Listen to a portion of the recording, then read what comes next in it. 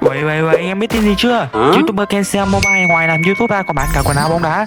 Nhưng em thấy trên màn ảnh đây là shop của mình. Ngoài ra mình còn gắn link shop ở phần mô tả của kênh cũng như là mô tả của video. Nếu anh em nào yêu quý mình thì hãy ủng hộ cho mình nhá.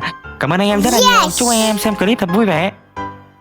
Hello, chào mừng các người anh em đã quay trở lại với kênh của tôi sau một thời gian khá dài tôi không lên video. Hôm nay tôi sẽ chưa làm về phần chính của hành trình dẫn dắt Bồ Đào Nha đâu mà thay đổi gió một chút, tôi sẽ đá cái event mà game mới ra vừa rồi, nó có tên là cái gì đấy khó đọc lắm, anh em tự nhìn nhé. Hi hi. Tôi chơi sự kiện này ở tài khoản Bồ Đào Nha, vì vậy hiện tại tôi đang ở mức Tier 19. Do đợt lâu thử test cái tool treo nên là cũng lên được Tier 19 nhưng không hiệu quả nên tôi dừng. Và đây là lần đầu tôi đá cái event này ở Tier 19, xem cảm giác có khác gì ở mấy Tier cao không. Tại event lần này chúng ta sẽ tốn 300 vàng để tham gia và nhiệm vụ sẽ là thắng 5 trận, 7 trận và 9 trận. Thường những nhiệm vụ kiểu này sẽ có 3 mạng, nếu như thua 3 trận là cũng bị loại luôn. Nếu thắng 5 trận sẽ nhận được một cái thẻ tech trắng, thắng 7 trận nhận một thẻ tech xanh và thắng 9 trận sẽ được một cái thẻ chiêu mộ vàng. Tổng giá trị giải thưởng là 2.510 vàng. Chúng ta sẽ quay ngẫu nhiên một trong 6 câu lạc bộ của giải La Liga.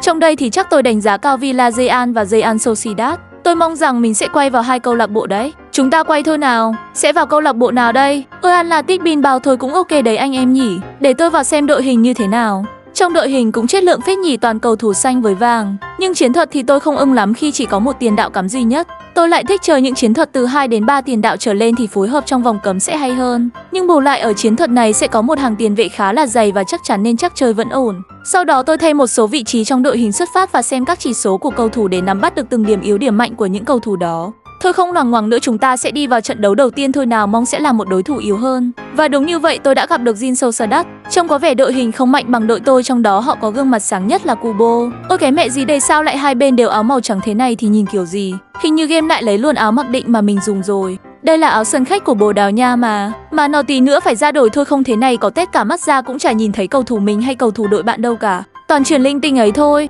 Trận đấu bắt đầu. Như anh em có thể thấy thì đội tôi liên tục có những pha chuyển rất là lằng tà làm ngoằng do tôi nhìn nhầm cầu thủ đội bạn thành cầu thủ đội mình.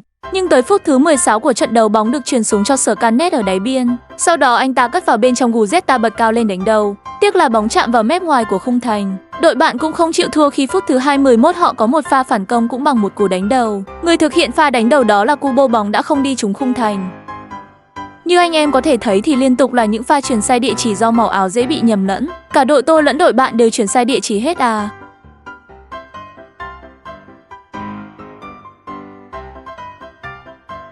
Tiếp tục ở những giây phút cuối cùng của hiệp 1, đội tôi có một cơ hội phản công, người đang cầm bóng là William. Sau đó anh ta thực hiện một cú sút ở góc hẹp nhưng thủ môn đội bạn đã khép góc rất kín. Kết thúc hiệp 1 tỷ số là không đều.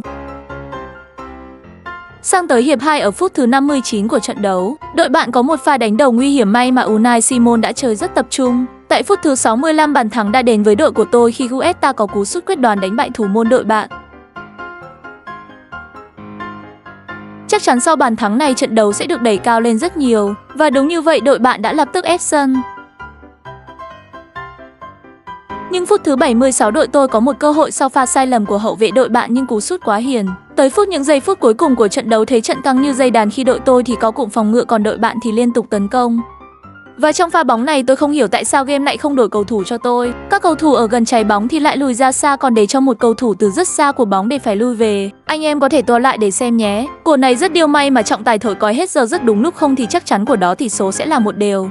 Và trận đấu kết thúc đội tôi đã giành chiến thắng với tỷ số 1-0. Hai đội đều tung ra 4 cú sút nhưng đội tôi thể hiện sự hiệu quả hơn khi có một bàn thắng. Sau đó không chần chừ tôi vào thay đổi hết áo đấu trở về áo đấu mặc định của game để tránh trận đấu tiếp theo sẽ bị trùng áo như trận vừa rồi. Sau đó tôi chữa trị cho các cầu thủ rồi tiến vào trận đấu thứ hai. Có vẻ Tier 19 này cũng căng thẳng phết đấy. Chắc toàn mấy anh em cao thủ lập mới chơi chứ anh em nào mới chơi sao đá đẳng cấp như vậy được. Trong trận đấu thứ hai này đội tôi sẽ gặp Sevilla, một câu lạc bộ cũng rất có tiếng tại La Liga, nhưng với kinh nghiệm và trải nghiệm của mình thì những giây phút đầu tiên đội tôi đã ép sân đội bạn. Tiếc là đội hiệu quả thì không có, hi hi.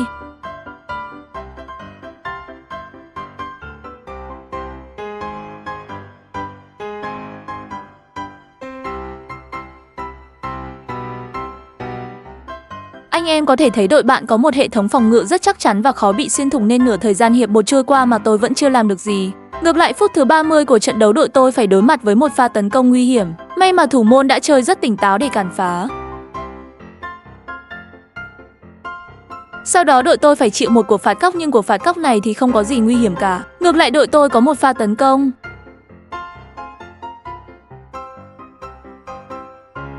Người đang cầm bóng là tiền vệ William ở cánh phải, sau đó anh ta chuyển sang cánh trái cho William Giger. Anh ta liền chọc khe cho DeMarco. Tiếc là cú sút này là quá hiền để đánh bại được thủ môn đội bạn.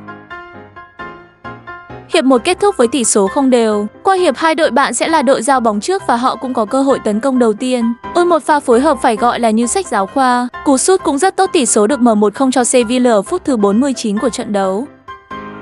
Không chấp nhận được trận thua này, đội tôi đã dồn ép lên tấn công nhưng mà những pha bóng cuối thì đều rất kém. Bù lại thì đội bạn cũng có những pha đe dọa rất nguy hiểm. May mà hàng thủ tôi chơi cũng khá tốt. Tới phút thứ 76 đội tôi có một pha tấn công. Guetta xoay sở rất tốt và truyền vào cho William. Sau đó anh ta băng vào tung ra cú sút chảy lưới đội bạn. Tỷ số được cân bằng 1-1. Sau đó đội tôi lại tiếp tục ép sân đội bạn. Ở phút thứ 86 bóng được truyền vào nhưng vấn đề vẫn là những pha bóng cuối thì lại làm không tốt. Và kết thúc trận đấu tỷ số là 1-1. Đây là trận đấu khá hay của đội bạn khi hàng thủ chơi rất tốt. Bị đội tôi ép sân từ đầu trận nhưng mà chỉ để thủng lưới có một bàn thôi. Thay 19 này khó hơn tôi tưởng đó anh em ạ. Nhưng tôi thấy hay đấy, hi hi. Sau khi đá 2 trận thì tôi giành được 1 chiến thắng và 1 trận hòa. Tiếp theo tôi sẽ bước vào trận đấu thứ 3 của mình trong hành trình chinh phục 9 chiến thắng tại event lần này. Và tôi vẫn còn nguyên 3 mạng, đây sẽ là một tiền đề rất lớn để tôi có thể giành được chiếc thẻ vàng trong event. Mong là như vậy để tôi có thể nâng cấp đội hình của mình lên. Trận đấu này đối thủ tiếp tục lại là Sevilla.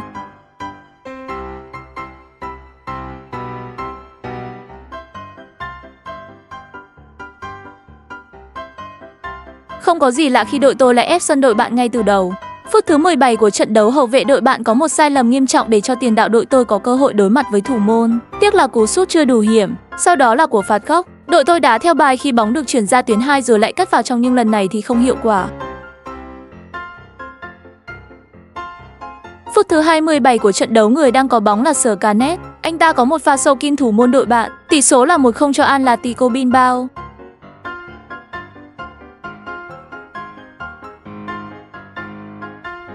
Tiếp tục ép sân ở phút thứ 38 của trận đấu. Bóng được truyền vào, Guetta bật cao lên đánh đầu, tiếc là bóng đi trúng thủ môn của đội bạn. Sau đó thủ môn đội bạn có pha truyền bóng lên thật khó hiểu và giúp đội tôi có một cơ hội ngon ăn nữa. Nhưng lại là chân gõ Guetta có cú sút cực gà luôn.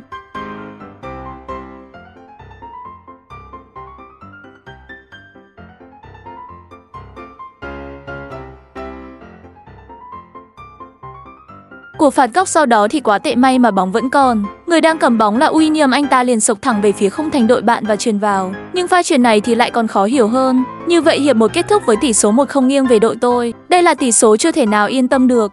Sang hiệp 2 đội tôi sẽ là đội giao bóng và ngay lập tức set up một pha tấn công cực kỳ hay. Bóng được truyền vào cho Guetta. Anh ta độc diễn một mình một trái bóng và tung ra cú sút. Lần này thì cú dứt điểm là rất tốt để đánh bại được thủ môn đội bạn. Tỷ số được nâng lên 2-0 cho đội tôi. Sau đó ở phút thứ 54 của trận đấu, Scarnett đang có một pha đối mặt với thủ môn và tỷ số đã là 3-0. Chưa dừng lại ở đó, đội bạn dường như đã bị mất tinh thần. Ở phút thứ 60 đội tôi tiếp tục tấn công. Bóng được truyền vào thì pha xử lý đầu tiên của Scarnett là không tốt nhưng sau đó anh ta vẫn tung ra cú sút. Tiếc là bóng đã chạm vào cột dọc.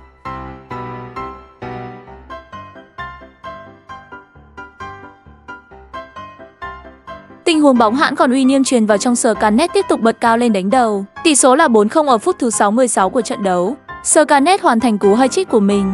Đội bạn cũng có một cơ hội phản công nhưng chưa đủ sắc sảo để đánh bại thủ môn đội tôi. Kết thúc trận đấu tỷ số chung cuộc là 5-0. Đây là một chiến thắng hủy diệt. Chiến thắng này còn thị uy được sức mạnh của tôi ở giải Thai U19 này khiến các đối thủ đều phải kiêng dè. Kết thúc trận đấu tôi liền dùng phương pháp trị liệu nhanh nhất để giúp các cầu thủ hồi phục thể lực rồi tiếp tục bước vào trận đấu thứ 4 của mình tại event lần này. Và đối thủ chính là Girona, người cầm đội hình này có cờ in đâu. Tôi sẽ không nương tay với những anh em nước ngoài đâu.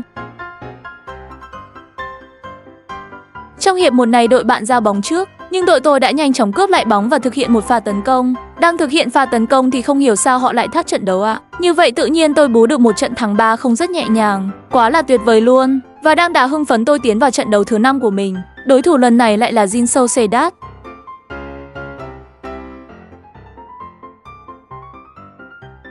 Đội bạn sẽ là đội giao bóng trước nhưng một pha giao bóng rất nhẹ giúp cho tiền đạo đội tôi cướp được bóng và thực hiện pha tấn công. Anh ta dông một mạch về phía khung thành đội bạn và tung ra cú sút quyết đoán. Rất nhanh chóng tỷ số được mở 1-0 ở ngay phút thứ 3 nhờ công của Scarnett.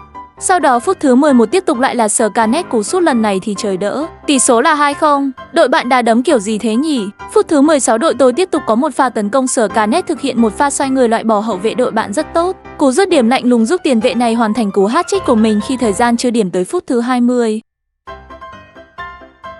Đội tôi liên tục tấn công bắn phá đội bạn vào phút thứ 31, suýt nữa tỷ số là 4-0 nếu như cú sút này chắc chiêu hơn.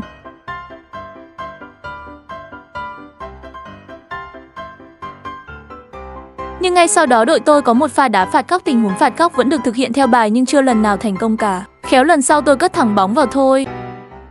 Chưa dừng lại sức ép ở đó, sang đầu hiệp 2 đội tôi tiếp tục tấn công. Bóng được truyền vào cho Guetta. Sau đó anh ta thực hiện những pha xử lý rất lằng tà làng ngoằng rồi cuối cùng cũng tung ra cú sút. Bóng đi chệch khỏi khung thành. Có vẻ như 3 bàn thua trong hiệp 1 khiến đội bạn bị xuống tinh thần khi liên tục vào những pha sai lầm của hậu vệ. Qua đó giúp Guetta có cơ hội và nâng tỷ số lên 4-0.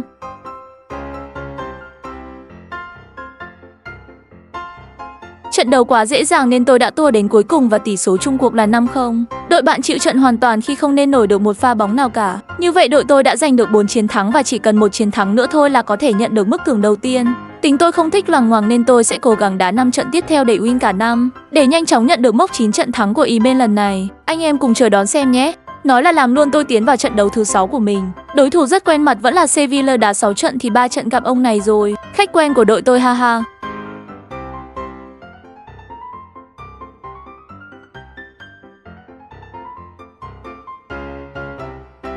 Và trận đấu bắt đầu, đội bạn sẽ là đội giao bóng trước. Phút thứ 7 của trận đấu đội tôi có một pha phối hợp rất ăn ý và William có pha bứt tốc mạnh mẽ để đối mặt với thủ môn đội bạn rồi tung ra cú sút đẳng cấp mở tỷ số 1-0. Sau đó đội bạn cũng thực hiện những pha tấn công nhưng cú sút chưa đủ hiểm để đánh bại thủ môn đội tôi. Tiếp tục phút thứ 26 của trận đấu đội tôi lên bóng và cũng là bàn thắng thứ 2 khi Scarlett có pha dứt điểm chéo góc đẳng cấp.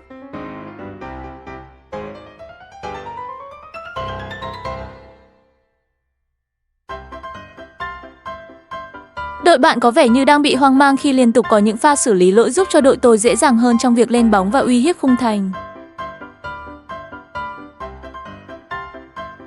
Phút thứ 32 đội tôi thực hiện của phạt góc, vẫn thực hiện theo bài nhưng lần này là tung ra cú sút, lùn tiếc là bóng đã đi chạm vào sáng ngang bay ra ngoài. Tình huống bóng hãn còn nhưng hậu vệ đội bạn có một tình huống sai lầm nghiêm trọng khi họ xọt bóng trong vòng cấm và nhận một chiếc thẻ đỏ cùng một của penalty.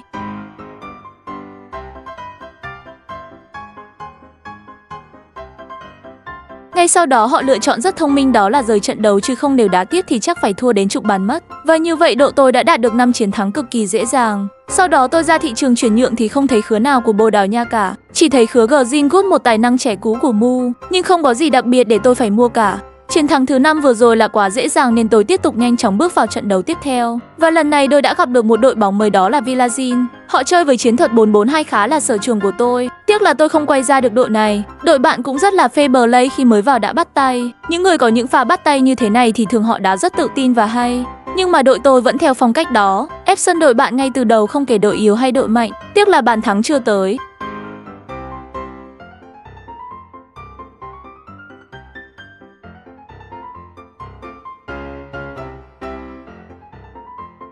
Phút thứ 41 sau một pha phối hợp khá đẳng cấp thì đội tôi tung ra một cú dứt điểm ở tuyến 2. Tiếc là bóng lại đi trúng xà ngang. Sau đó tới phút thứ 70 của hiệp 2, một tình huống cắt bóng vào rất đẹp. Bóng như được đặt vào đầu William nhưng khứa này đã đánh đầu rất nhẹ mà còn không trúng khung thành nữa. Chán thiệt chứ. Đội bạn vẫn chưa có pha tấn công nào nguy hiểm cả. Vừa nói xong thì họ lập tức thực hiện một pha tấn công nhưng cũng không có gì đặc biệt. Sau đó thời gian càng trôi về cuối tưởng chừng như trận đấu sẽ kết thúc với tỷ số không đều thì không. Đúng phút thi đấu cuối cùng của trận đấu đội tôi có một pha phối hợp ăn ý để ghi bàn mở tỷ số 1-0. Quá đã luôn anh em ơi! Nhưng kịch tính được đẩy lên cao trào khi trận đấu có 3 phút bù giờ và đội bạn đang có một pha tấn công. May mà cú sút của tiền đạo đội bạn bóng đi chệch khung thành đến hàng chục mét. Như vậy đội tôi đã có chiến thắng thứ 6 sau một trận cầu nghẹt thở. Kết thúc trận đấu tỷ số là 1-0. Tôi đang giữ chuỗi 5 trận toàn thắng. Cứ đà này thì nhanh thôi tôi sẽ sớm giành chiến thắng ở event lần này.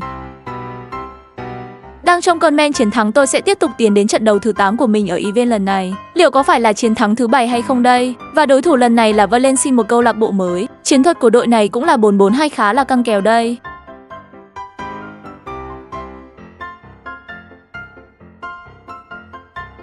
Ông tự nhiên tôi bị lắc ngày thế mà đội bạn không dừng bóng lại, đã thế tôi phải đá quả này cho đội bạn lên bờ xuống ruộng mới được.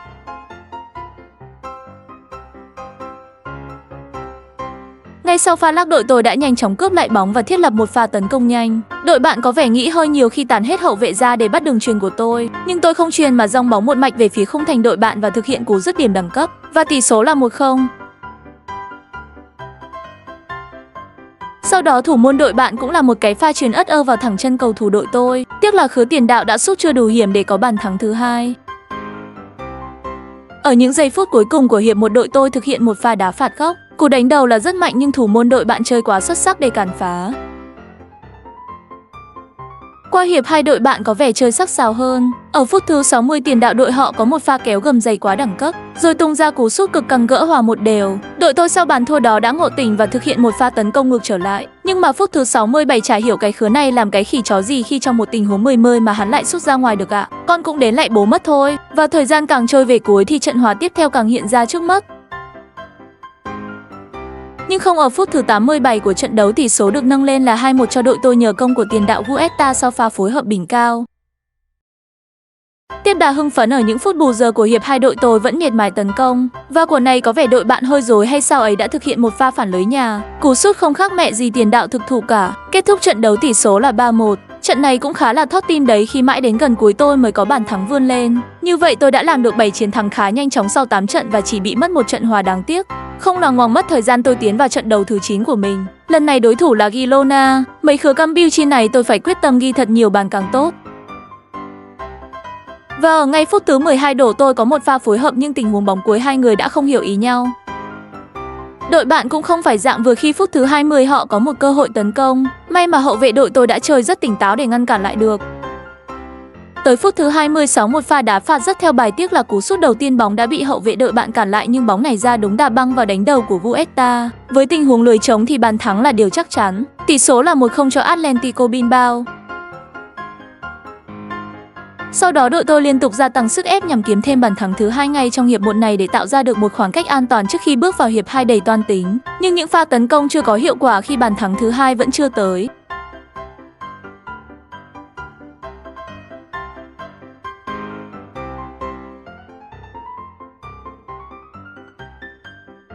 Sau đó sang hiệp 2, ở phút thứ 54 của trận đấu, đội tôi có một pha phối hợp quá đẳng cấp và Guetta với nhãn quan đẳng cấp của mình đã chuyền vào trong cho Ruiz sút tung lưới đội bạn. Tỷ số được nâng lên là 2-0. Khoảng cách 2 bàn với tôi là cũng khá yên tâm rồi, giờ chỉ cần đá cẩn thận là chắc ăn.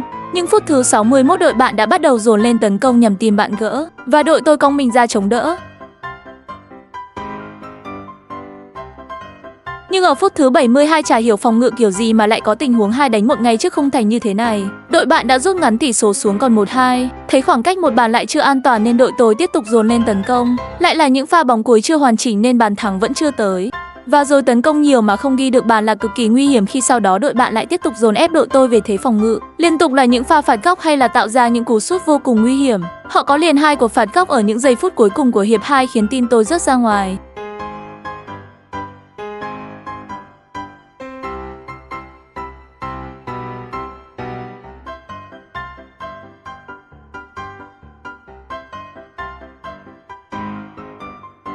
Nhưng ở cuộc phạt góc thứ hai họ phối hợp theo bài và có cú sút chảy lưới đội tôi. Tỷ số được quân bình là 2-2. Trời ơi, dẫn 2 bàn mà giờ để gỡ 2-2 thế này thì thực sự là khó nói. Vào những giây phút cuối cùng hiệp 2, đội tôi có một pha tấn công, nhưng hậu vệ đội bạn chân khá là dài khi thò được cái chân vào để ngắt pha đối mặt với thủ môn của tiền đạo đội tôi. Qua đó tỷ số được giữ nguyên là 2-2. Một trận hòa quá đáng tiếc. Phải nói chính xác ra là trận hòa không đáng có của đội tôi. Như vậy tôi vẫn chưa thể chạm tới 8 chiến thắng hu. Như vậy trong event lần này tôi đã phải nhận 2 trận hòa. Điều đó khiến thời gian tôi vô địch event lâu hơn. Nhưng không sao cả, còn nguyên 3 mạng lo gì. Tôi tiến vào trận đấu tiếp theo và lại là Sevilla. Câu lạc bộ này tôi gặp rất nhiều nhưng gặp lần nào là thắng lần đó. Trộm vía nha. Vì vậy khi gặp đội hình này tôi khá là tự tin và dồn ép lên tấn công ngay từ đầu.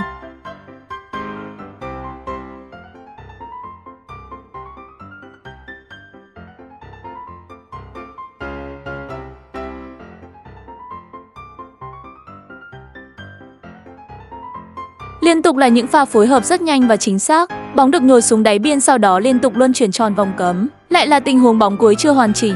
Đội hình này với một tiền đạo khiến tôi rất khó phối hợp trong vòng cấm. Nhưng pha bóng vẫn còn đó và tôi vẫn đang là người cầm bóng. Uy Nhiễm dốc bóng thẳng về phía khung thành đội bạn, sau đó tung ra cú sút đẳng cấp khiến thủ môn của họ phải bó tay. Tỷ số là 1-0. Sau đó đội bạn cũng có lời đáp trả nhưng cú sút này thì muôn thuở sẽ không bao giờ vào khi góc đã bị khép kín.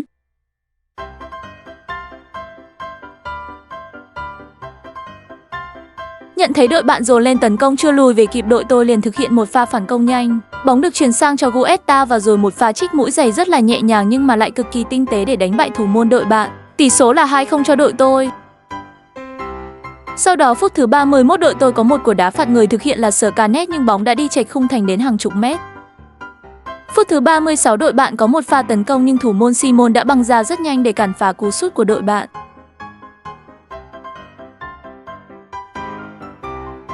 Ngược lại sau pha tấn công không thành đó đội tôi liền thực hiện một pha phản công nhanh. Và trời ơi cái quái gì đây, ở góc sút này mà Guetta vẫn thực hiện một pha sút chéo góc quá là đẳng cấp và chính xác. Tỷ số là 3-0. Sang hiệp 2 ở phút thứ 62 đội tôi vẫn tiếp tục dồn lên tấn công và đây là của phạt góc. William bật cao lên đánh đầu, tiếc là bóng đã đi cao hơn xà ngang một chút. Có vẻ như đội bạn đã run hay sao đó khi tiền đạo của tôi dễ dàng bắt bài trong pha cất bóng lên của thủ môn đội họ và rồi thực hiện 1-2 đường chuyền rất đơn giản để nâng tỷ số lên 4-0. Sau đó phút thứ 82 họ còn phải chịu một cuộc penalty sau pha xoạc bóng rất thô trong vòng cấm.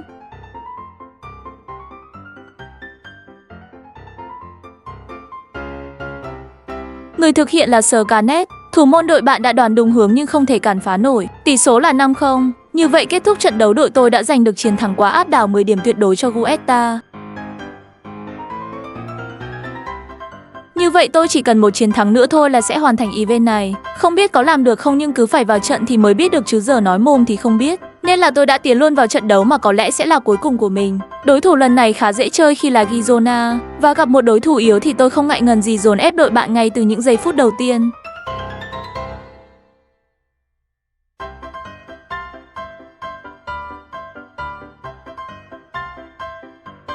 Phút thứ 25 đội tôi có cú sút đầu tiên, nhưng mà cú sút là quá hiền nên thủ môn đội bạn bắt dính bóng.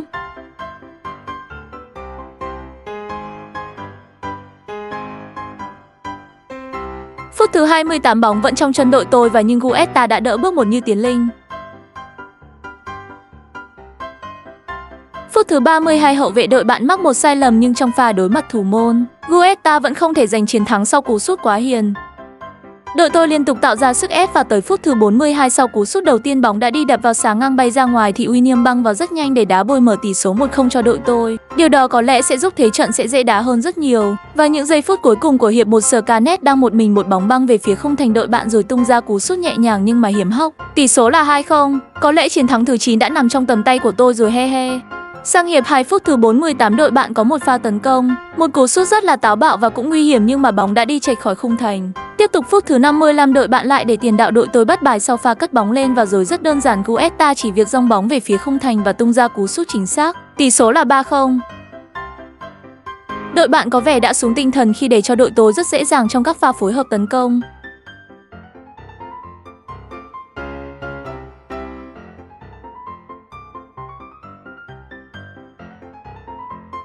Vào trong pha bóng này thủ môn đội bạn có một tình huống cất bóng nên không tốt, qua đó tạo điều kiện cho đội tôi thực hiện một pha tấn công nhanh. William băng xuống và tung ra cú dứt điểm chéo góc nhưng đã không thể đánh bại được thủ môn của họ. Tiếp theo là của phạt góc, người thực hiện là William. William chuyền vào cho William đánh đầu nhưng không thành. Phút thứ 80 một pha xử lý rất là loằng tà là ngoằng của các tiền đạo đội tôi và cuối cùng vẫn được kết thúc bằng một bàn thắng của Scarlett. Tỷ số là 4-0. Tôi nghĩ đội bạn lên rời trận thôi và đúng như vậy, đội bạn đã rời khỏi trận đấu. Nhìn các chỉ số là anh em có thể thấy một trận đấu áp đảo như thế nào rồi. Đội họ còn không cầm bóng quá 30%. Như vậy tôi đã hoàn thành event lần này sau 11 trận đấu với 2 trận hòa và 9 chiến thắng. Đây là những phần thưởng mà tôi nhận được. Tôi thấy rằng thay ở 19 trận nào mà khó là khó hẳn còn dễ là dễ hẳn chứ không có kiểu tầm trung bình. Như kiểu nhìn thấy trận thì có vẻ khó nhưng vẫn nắm được chiến thắng trong lòng bàn tay. Như anh em có thể thấy thì tôi đã nhận được một chiếc thẻ vàng và trong clip này tôi sẽ dùng luôn. Tôi cũng sẽ thay hết đội hình Bồ Đào Nha của mình vào để mong rằng nhà phát hành biết rằng tôi đang cày đội hình Bồ Đào Nha để tí cho tôi chiêu mộ được anh 7 he he. Và tôi sử dụng mấy cái tiền cầu thủ này luôn xem có con hàng Bồ Đào Nha nào hay không. Nhưng có vẻ không ổn khi đến thẻ sờ cao vàng mà cũng chỉ ra được có 2 khứ cùi này, quá là buồn. Sau đó tôi thấy cầu thủ khá rẻ để mua về làm phôi, nhưng chỗ chứa cầu thủ cũng đã hết nên tôi sẽ bán đi những cây cầu thủ mà thứ nhất không thuộc biên chế Bồ Đào Nha. Thứ hai là những cầu thủ có chỉ số thấp tuy thuộc biên chế của Bồ nhưng chỉ số thấp thì tôi cũng bán nhé. Trừ những cầu thủ đang là phẩm chất xanh và vàng da. Sau khi sàng lọc đội hình thì tôi sẽ tiến vào mở cầu thủ vàng. Mong sẽ là cờ Bồ Đào Nha. Ôi không, cờ Hà Lan ạ. Xem khứa này đá ở vị trí nào đây? Giữa sân à, lẽ nào là De Jong? Ở Hà Lan mà đá tiền vệ thì tôi chỉ biết mỗi khứa này thôi. Ông đúng là như vậy thật nè. Con hàng này cũng khá ngon đấy chứ, mỗi tội không phải của Bồ. Thôi tôi cứ giữ lại để nâng dắt tinh đội hình lên, còn sau này là sẽ bán đi. Như vậy trong video này tôi đã hoàn thành được event mà game cho bằng Connect Bồ Đào Nha ở Tier 19. Nói chung ở mức Tier nào thì cũng có người giỏi và người trung bình, nên anh em nào mà định hạ Tier xuống thấp hơn để đá thì cũng may rủi lắm. Thôi clip của tôi đến đây là kết thúc. Chúc anh em xem clip thật vui vẻ. Bye bye. Subscribe vào YouTube ấy, nhớ subscribe kênh nhá. Mấy bạn nhớ subscribe kênh nhá. Ok, nhớ subscribe kênh. Cảm ơn các bạn rất nhiều.